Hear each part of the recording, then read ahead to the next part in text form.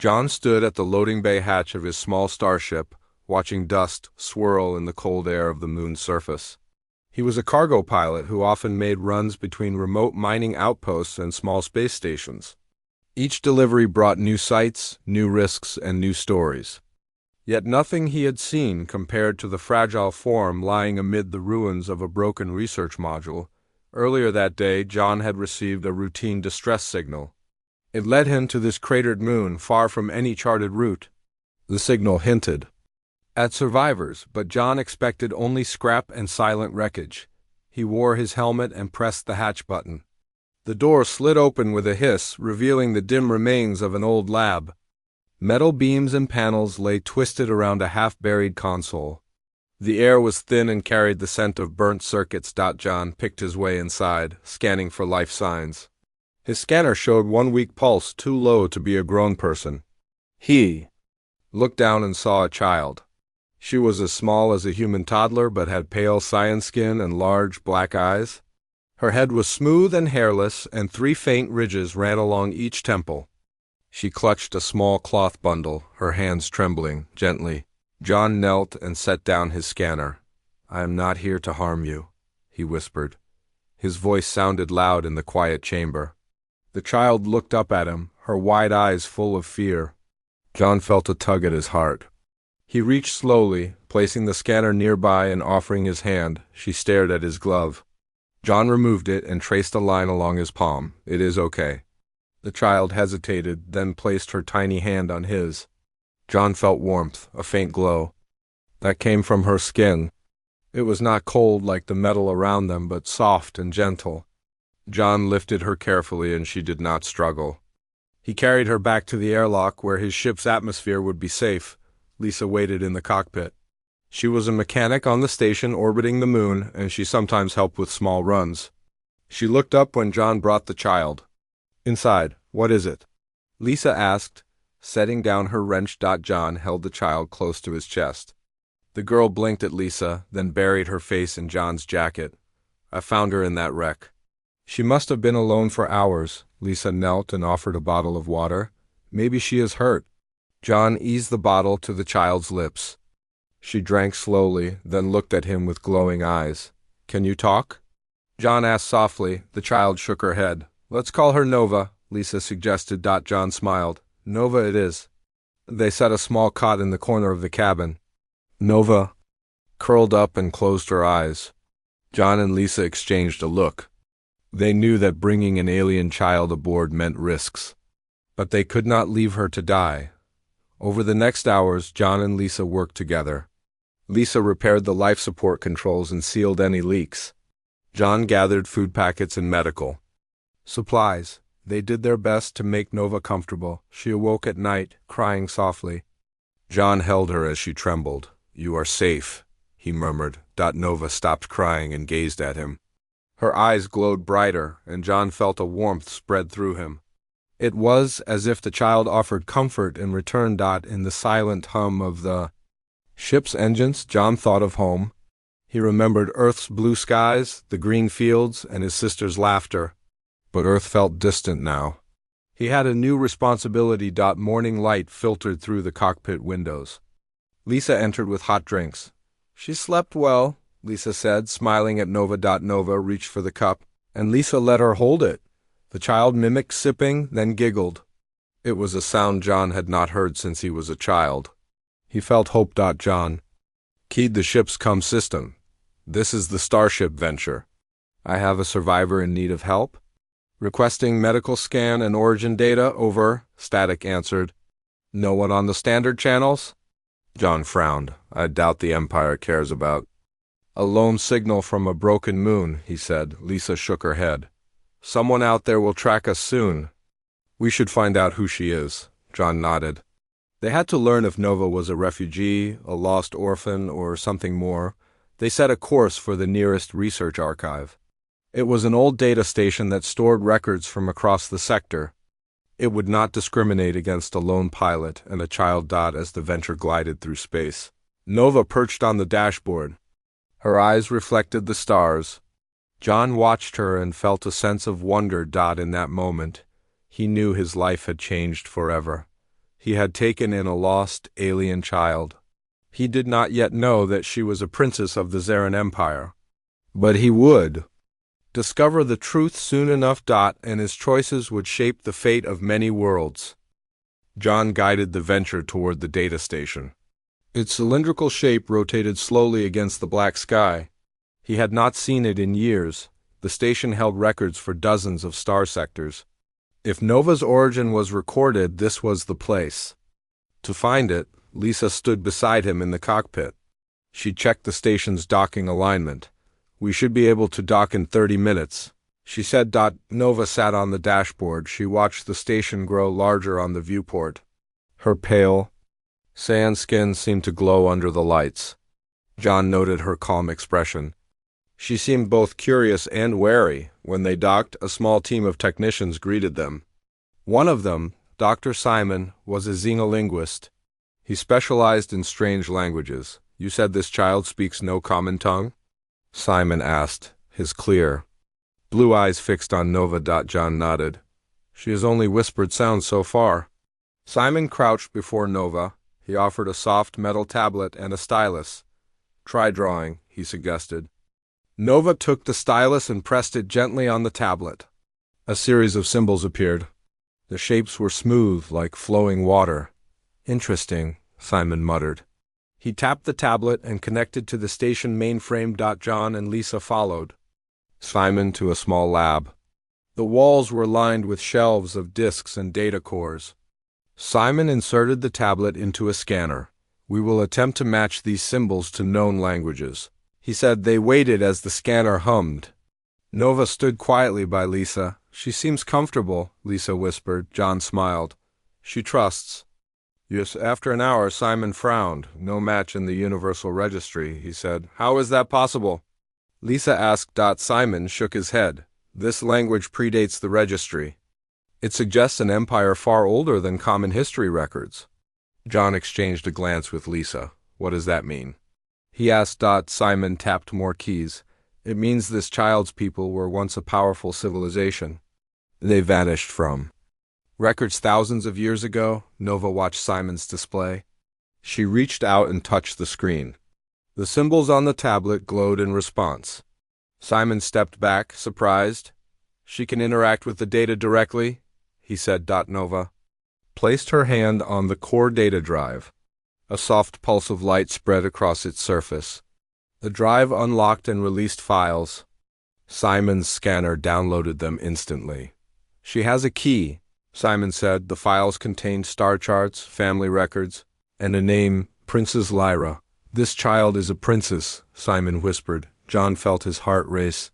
"She is an interstellar princess," he repeated. Simon examined the data. Her family ruled a sector called Zara. The empire stretched hundreds of light years. Then it collapsed. Rebels say the royal line was killed, but she survived.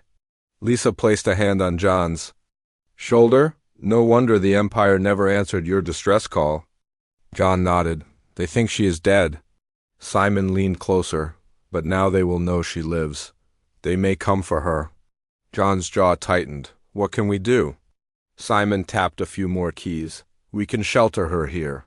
The station is neutral ground, but if Imperial forces track her signature, they will arrive." Nova stood by the window.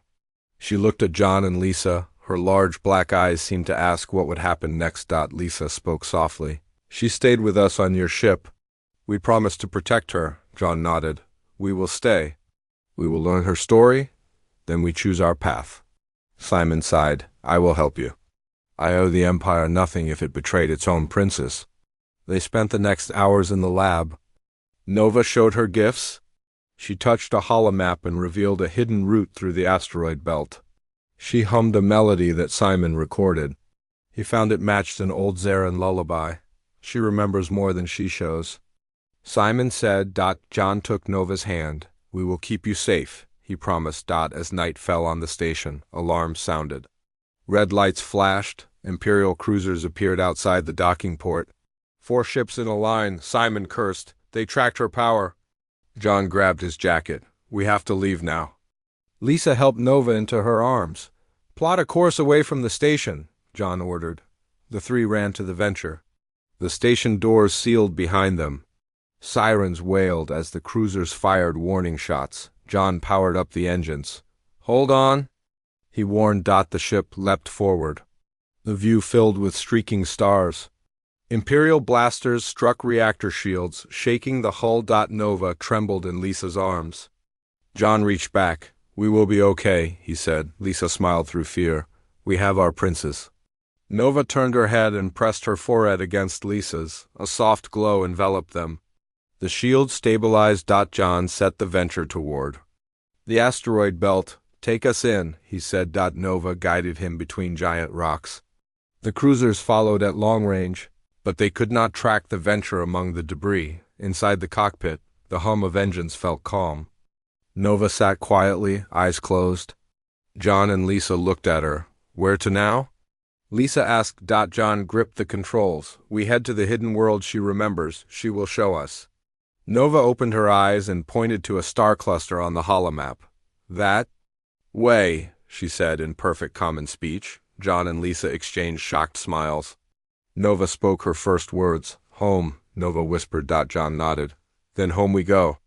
The Venture flew into the darkness, carrying a pilot, a mechanic, and an interstellar princess on a dangerous journey into the unknown. The Venture glided through the dark space between stars. John adjusted the course toward the star cluster that Nova had marked. He felt both hope and dread. He and Lisa had risked everything by helping this child. Now they journeyed to a world lost to time. Nova sat quietly in the cockpit seat, her gaze fixed on the holomap. Her pale cyan skin glowed softly under the control lights.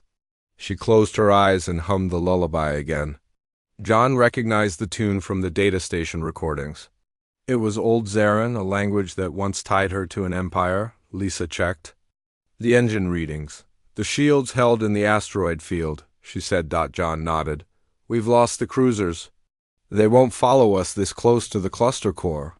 Lisa wiped sweat from her brow. "Let's hope you're right." Nova spoke softly in her child voice. "This way." She pointed to a faint blip on the map. It was a moon orbiting a blue star. It did not appear in common charts. Its signal signature matched legends of a refuge world. John set the ship to autopilot. He guided them through the warp passage. The stars stretched into lines, then snapped back into points. Light and color danced across the VIEWPORT. When the Venture emerged, the blue star shone ahead.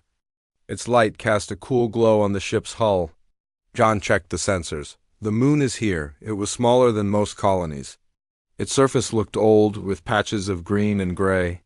No city lights glowed. It seemed abandoned. Why would she go here?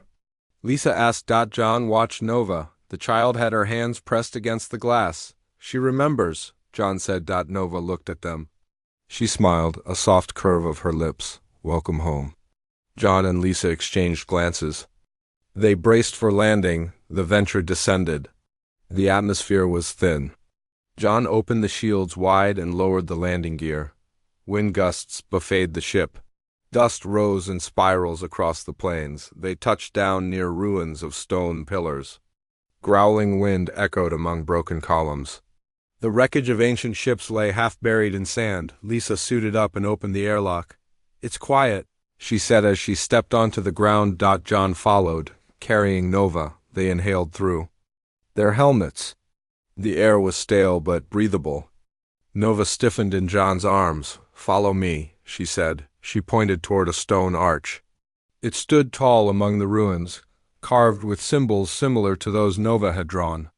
Lisa scanned the symbols with her handheld device. They matched the tablet, she said. John helped Nova down. Her small feet touched the dusty ground. She walked ahead, tracing her finger over the carvings. As she moved, the ground vibratd. A heavy rumble shook loose stones from the arch. Lisa jumped back. John steadied Nova. "What was that?" Lisa asked. Nova did not answer. She ran her hand along a hidden seam in the stone. A door slid open, revealing steps leading underground. They entered. The air grew cooler. Torches along the walls flickered to life as they passed. John felt a tingle of energy in the air. It reminded him of the glow they had felt on the wreck. At the bottom of the stairs, they reached a grand hall. Pillars lined the space, supporting a high ceiling painted with faint murals. The images showed alien figures, some with crowns, others holding staffs.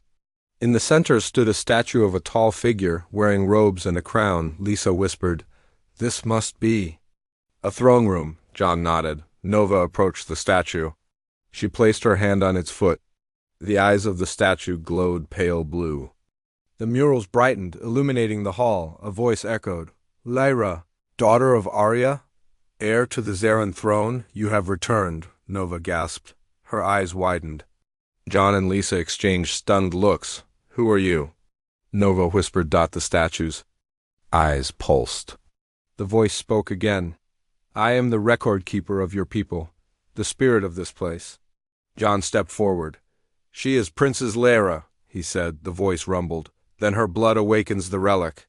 The mural shifted. A hologram appeared above the statue. It showed a galaxy with a glowing point at this moon. Lines connected it to other stars.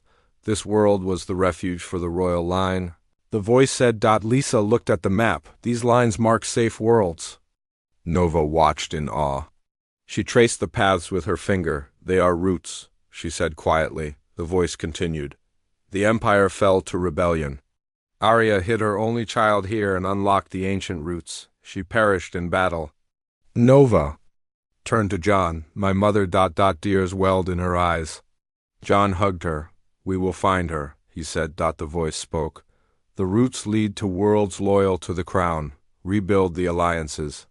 Only then can you challenge the rebels." Nova looked at Lisa. "I must go to them." Lisa knelt. "And we will go with you." John placed a hand on Nova's shoulder. "We'll gather your allies." The hologram shifted to show planets with rings and navy blue skies.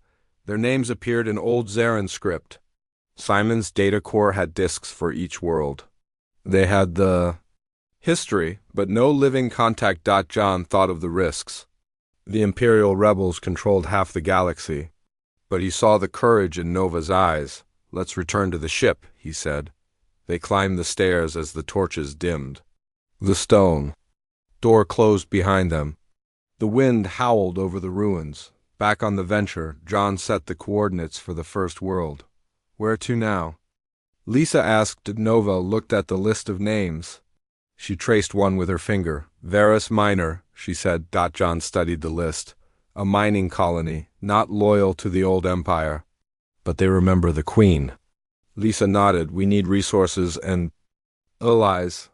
Nova sat in her seat and hummed a lullaby. "Ready," she said. John locked the helm. "Then Varus Minor, here we come." The Venture lifted off and ascended into the night sky. Beneath them, the ruined moon lay silent. They carried its princess away, leaving the past behind but holding its power in their hands. As the ship dove into warp, John thought of the journey ahead. He had saved an alien child. Now he would help her reclaim a throne. And together they would change the fate of the galaxy. Nova pressed her small hand against the viewport glass. Stars passed by in lines as the Venture entered warp. Lisa and John watched her in the dim cabin light. They carried silent hope as they raced to the lost world. Nova spoke softly. She remembered the shape of her home world from her dreams. She pointed to the holomap. A green planet among the stars. John keyed the landing coordinates. Lisa prepared the descent systems. Nova closed her eyes and hummed the old lullaby. John and Lisa listened. It soothed them. When the warp drive shut off, the green planet filled the viewport. Its surface was covered in forests and lakes. Small rivers glowed under the sun. No signs of cities or lights. Nova smiled and ran to the airlock. Lisa helped her with the suit. The air was thick. It smelled of pine and rain. John stepped onto the soft grass. He felt alive. Nova crouched to touch the ground. She closed her eyes and breathed deep. Home, she whispered. They followed Nova through the trees. Sunlight filtered through tall trunks. Birds sang overhead. Nova led them to a clearing. A circle of standing stones rose from the earth. Each stone was carved with symbols. They matched those Nova had drawn. Lisa scanned the stones. They are glyphs of welcome, she said. John nodded. I think this place was sacred to her people. Nova placed her hand on a stone. It glowed faintly. The air around them pulsed with warmth. Laura, near the stone, leaned toward Nova. Leaves brightened and flowers opened. Lisa watched in awe. The planet recognizes her, she said. Rivets of light rose from the stones. They formed a path through the forest. Nova pointed down the trail. John led the way. They followed the glowing markers. The forest grew quiet. No birds sang. Shadows shifted between trees. Lisa felt uneasy. This place is too still, she said. Nova looked back. Dread laced her voice. The rebels may have found my path. John glanced at Nova. You think they tracked her power again? Lisa asked. Nova shook her head. They know this world. They marked these stones. They may have set a trap. John tightened his grip on the blaster at his side. We proceed with caution, he said. They reached a clearing with a stone circle at its center. The stones were taller here. Nova stepped forward. Mother used this place to speak to her people, Nova said. Lisa kneeled and traced a symbol. This is a call for unity, she said. John scanned the tree line. Nothing yet, he said. Nova raised her voice. Heirs of Zera, hear your princess, she called. Her voice rang clear. The stones glowed brighter. The carvings shifted. An image of a starfield appeared above the circle. Constellations moved and aligned. Nova's eyes followed them. Here is the path to your homes, she said. The image faded. Birds began to sing again. The forest exhaled. Nova lowered her voice. They will come, she said. Lisa looked at John. We need to prepare, she said. John nodded. We defend this place until Nova completes the call. They set up a temporary shelter. Lisa modified the ship's energy cells to power defensive drones. John guarded the perimeter with 2 drones hovering at his side. Nova sat on a mossy stone. She held a small crystal globe. The orb glowed with pale cyan light. Nova closed her eyes and hummed the lullaby. The orb pulsed. Lisa studied her. What are you doing? She asked. Nova opened her eyes. I gather the memories, she said. As Nova hummed, the orb filled with shifting images. Fields of silver grass, crystal spires, and a throne room with a pillar of light. The images flashed quickly. John watched. She remembers her reign, he said. Lisa swallowed. No wonder the empire fell, she said. Nova fell silent. The orb glowed steady. She stood and placed it in a carved stone pedestal. The pedestal absorbed its light. The carvings on surrounding stones glowed in response. Lisa pointed. The path lights up, she said. Following the trail, they reached a cliff overlooking a valley. Beyond was a city built into the canyon walls. White towers sparkled in the sunlight. Bridges crossed the deep gorge. Nova gasped. Varus Minor, she said. John scanned for ships. Double quotes. Nobody here yet, he said. Lisa smiled. They will answer her call, she said. They set the venture on a hidden pad near the city outskirts. Nova approached on foot. John and Lisa stayed behind to manage the drones. Nova entered the city gate. Guards in blue uniforms watched her. They looked uneasy as she passed. Townspeople gathered along the streets. A hush fell as Nova walked. She reached the central plaza. At its center stood a statue of a queen. It wore the same robes as Nova's. Mother, Nova laid a hand on its base. The statue glowed. A calm wind swept the plaza. People stepped forward. An elder woman knelt before Nova. Your mother saved our world. The woman said. Nova bowed her head. You keep her memory alive, she said. The woman touched Nova's hand. An electric spark filled Nova. She looked at John and Lisa. They have come, she said. In the distance, ships gleamed under the sky. Rebels in dark armor approached the plaza. They carried rifles and looked ready for battle. John and Lisa activated the drones.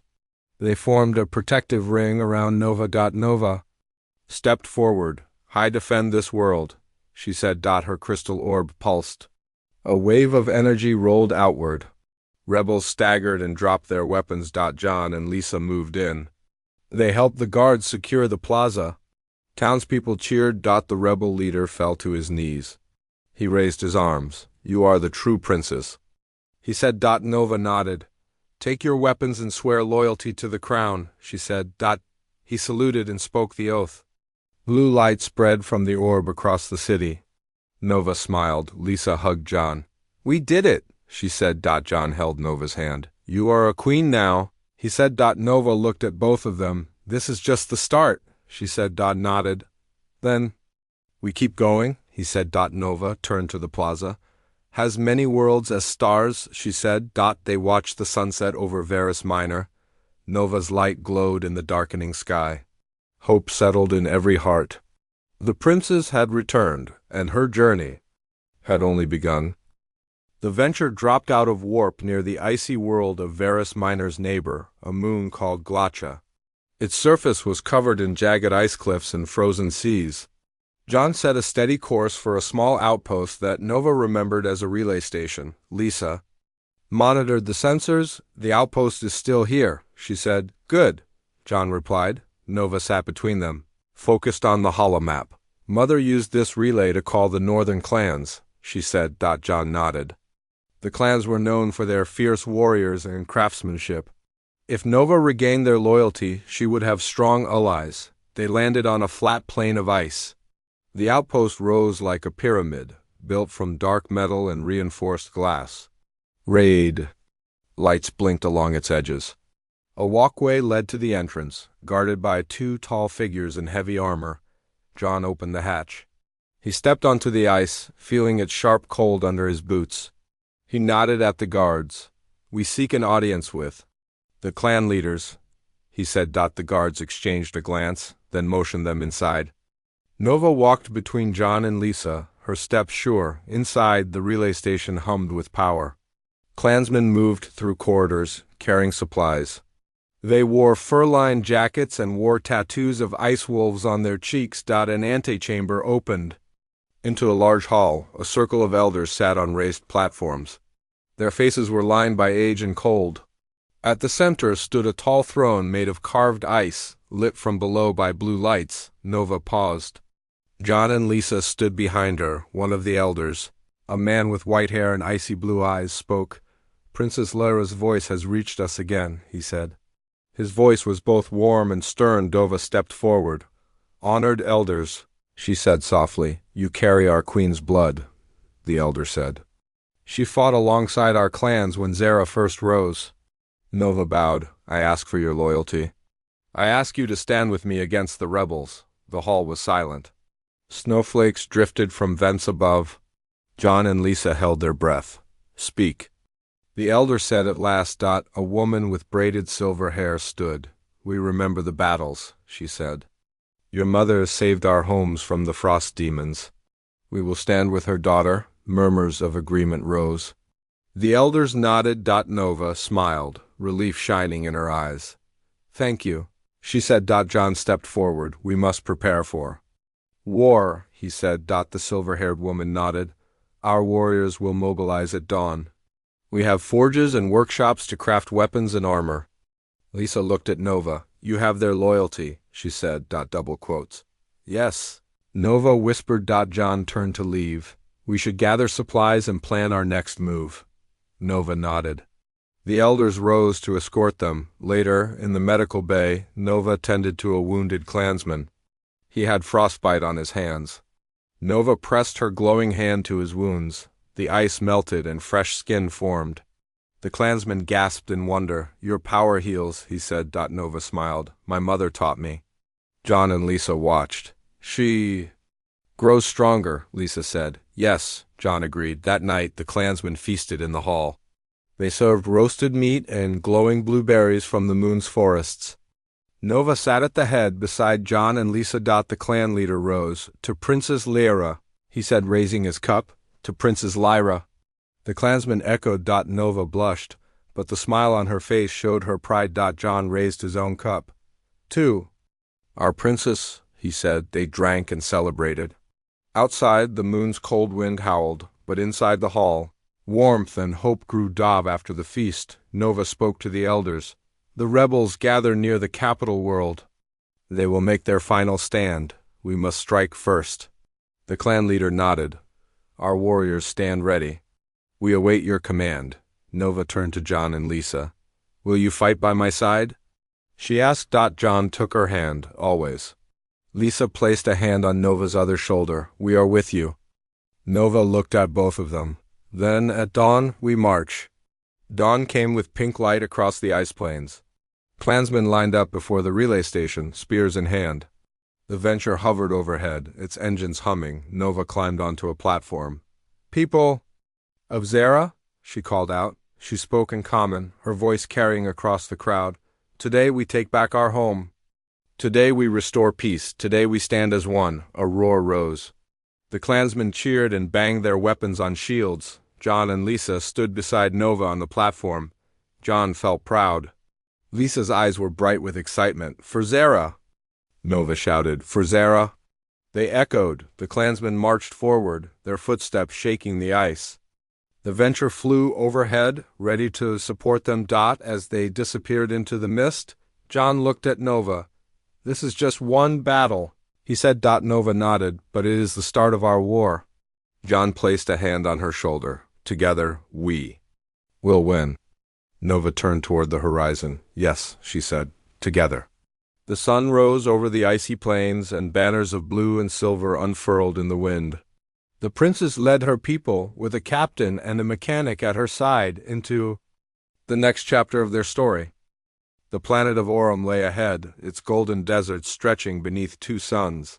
John guided the Venture through the thin atmosphere. Sandstorms raged below, but the landing zone was calm, a dried lakebed of cracked earth. Lisa checked the sensors. Radiation levels are low, she reported. John exhaled. Good, let's find the council. Nova stood beside him, her gaze fixed on the visor. She traced memories of Aurum's crystal temples and shining spires. The hatch opened. Hot wind blew into the cabin, carrying the scent of dry earth. John and Lisa stepped out, Nova following barefoot. Her skin glowed softly under the suns. A group of figures in white robes approached. They carried staffs tipped with glowing crystals. At their head walked a tall woman with silver hair and amber eyes. Princess Lyra, the woman said. Bowing low, Nova paused, stunned by the recognition. This is Elder Myra of Aurum, John whispered. Elder Myra raised her head. Your mother saved our crystal forges. She brought light to our darkest ages. Nova's eyes filled with tears. I seek your aid. Myra gestured to a nearby pavilion. Walk with me. They moved across. Cracked earth to the pavilion, its walls carved with crystal shards that caught the sun's rays. Inside, a council sat in circle. Each member held a crystal staff. Silence greeted them. Myra spoke softly. We welcome you, child of our queen. Nova stepped forward. Relians gather at the capital world. We need your forges to craft weapons and shields for our people. The council murmured. A man with long white beard spoke. We have the forges, but the path is dangerous. The rebels patrol the trade routes. John stepped in. We can clear a safe corridor if you give us the crystal energy cores. A councilwoman with deep skin nodded. We will share our cores. In return, you promise to free us from rebel taxes. Nova smiled. You have my word, the council conferred. At last, the bearded elder spoke. We agree. Dawn tomorrow, we send our forges and engineers aboard your ship. Nova bowed. Thank you. As they returned to the Venture, Lisa looked at John. We're forming an alliance, John smiled. One more world stands with us. That night, under twin moons, the Venture's hold hummed with new equipment. Crystal cores glowed in rows. Engineers from Aurum worked alongside Lisa, fitting energy conduits. Nova walked the deck, watching sparks as forges came alive. She traced the patterns her mother once designed. John joined her. How do you feel? Nova turned. Stronger. But I worry for the capital world. John took her hand. We will be ready. At dawn, the Venture lifted off, its hull gleaming with golden light. Below, Elder Myra waved, and the Aurum engineers cheered. John set the course for Zephyria, the capital world. Stars streaked past as they entered warp. Inside the cockpit, Nova closed her eyes and hummed the lullaby. The power of 6 worlds flowed. Through her veins, Lisa glanced at John. Think the capital will answer her call? John nodded. They'll have no choice. Nova opened her eyes. For Zara, John and Lisa echoed in unison, for Zara. The venture propelled them toward the final battle. A pilot, a mechanic, and an interstellar princess, united by hope. And courage carried the promise of a restored empire across the stars.